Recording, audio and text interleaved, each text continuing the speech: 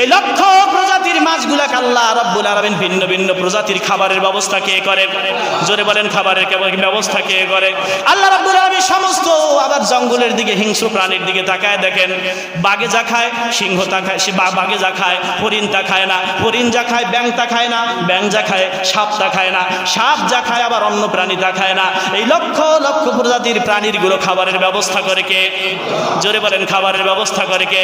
আল্লাহ রাব্বুল আলামিন এই সমস্ত কিছু খাবারের ব্যবস্থা করে যে আল্লাহ রাব্বুল আলামিন বললেন, বান্দারে রিজিকের পেরেশানি হয় না, তাহলে তুমি রিজিক পাবা না বান্দা, রিজিক পাবা না।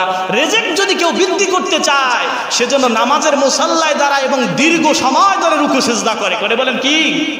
কিন্তু আমরা এমন ঠোকর মারে, ওই যে ফাওয়াইলুল লিল মুসাল্লিন, নামাজে ঠোকর মারে, হাদিস আছে কানাত রুকুদ দাইকে, মানে এমন ভাবে ঠোকর মারে। 3 শ্রেণীর কথা আল্লাহ রাসূল বলছেন যে নামাজে ঠোকর মারে, মানে মুরগি যখন ঠোকর মারে মোরগ, সেখানে কি ঠোঁট রাখে?